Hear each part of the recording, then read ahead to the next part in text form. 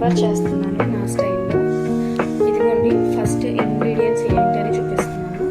Onions, green chilli, tomato, ముల్లంగి, carrot, ఆనపకాయ ముక్కలు, తాలింపుకి పోపు సామాన్లు, వెల్లుల్లిపాయలు, ఎండుమిర్చి, కరివేపాకు. ఇప్పుడు ఎలా తయారు చేయాలో చూద్దాం. ముందుగా ప్యాన్లో 2 స్పూన్స్ ఆయిల్ వేసుకొని హీట్ అయిన తర్వాత పోపు సామాన్లు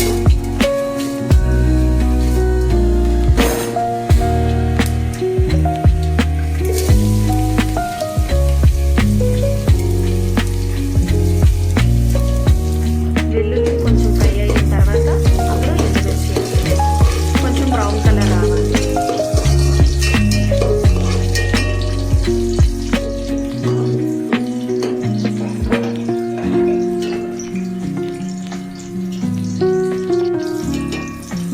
బ్రౌన్గా అయితే దాని తర్వాత ఎండుమిర్చి కరివేపాకు వేయాలి.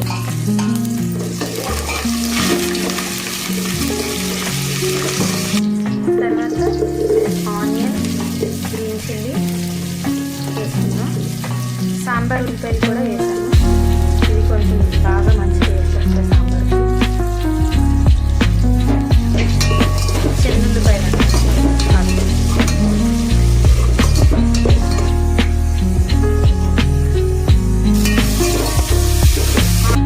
ఫ్రై అయిన తర్వాత అప్పుడు మిగిలిన వెజిటేబుల్స్ అన్నీ వేస్తున్నాం. ఫ్రై అయితే క్యారెట్, ముల్లంగి, ఆనపకాయ, తర్వాత టమాటో.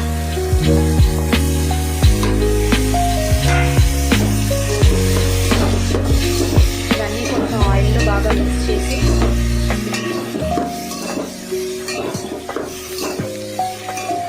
ఇది త్వరగా మగ్గాలంటే కొంచెం సాల్ట్ వేసుకుందాం.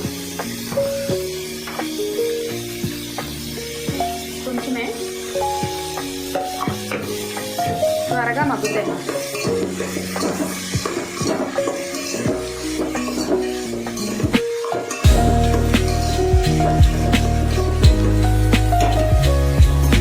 ఇప్పుడు పైన లిడ్ పెట్టుకుందాం.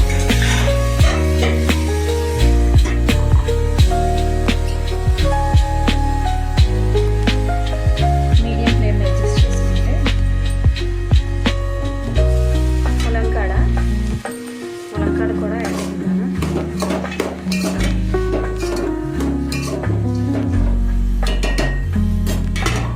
మళ్ళీ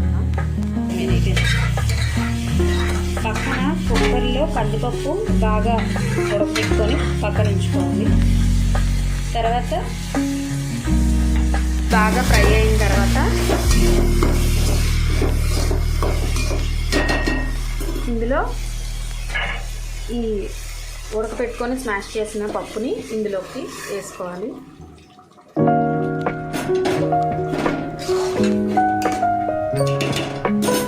ఇప్పుడు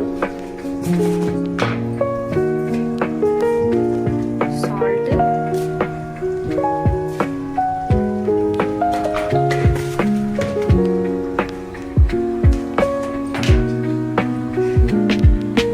పసుపు,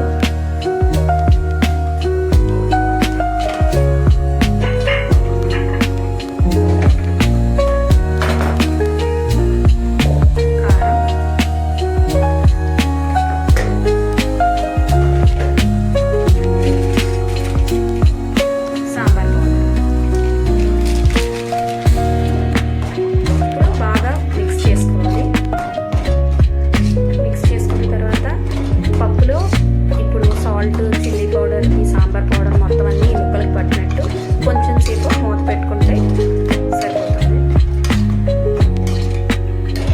పక్కనే చింతపండు నానబెట్టాను. తీసుకొని పప్పులో ఇవన్నీ బాయిల్ అయ్యాయి కదా, ఇప్పుడు పక్కకు తీసి పెట్టుకున్న చింతపండు పులుపు ఇందులో వేద్దాం.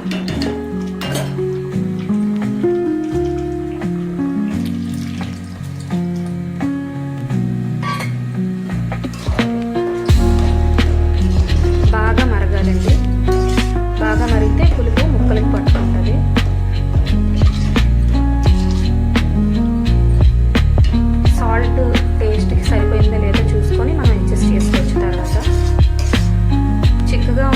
కొంచెం వాటర్ యాడ్ చేసుకుంటే సరిపోతుందండి. ఇప్పుడు కొంచెంసేపు బాయిల్ అవ్వాలి. ఇంగువ కొంచెం యాడ్ చేశానండి, అది ఏడియో స్కిప్ అయింది. ఇగో ముక్కలన్నీ ఇలా పైకి వచ్చేసిన తర్వాత ఆయిల్ పైకి వచ్చేస్తే అయిపోయినట్టే. బాగా బాయిల్ అయిపోయి వెజిటబుల్స్ అన్నీ. ఇంకా ఇందులో వంకాయ ముక్కలు, బెండకాయలు అవన్నీ వేసుకోవచ్చు. మన ఇంట్లో ఏ ఉంటాయో అవి వేసాము. ఒకసారి మీరు కూడా ట్రై చేయండి, ఎలా ఉందో కామెంట్ చేయండి. సతీష్ డార్లింగ్ ఛానల్ని సబ్స్క్రైబ్ చేయడం మాత్రం మర్చిపోవద్దు. అయిపోయిందండి సాంబారు. పైన కొత్తిమీరతో గార్నిష్ చేస్తున్నాను.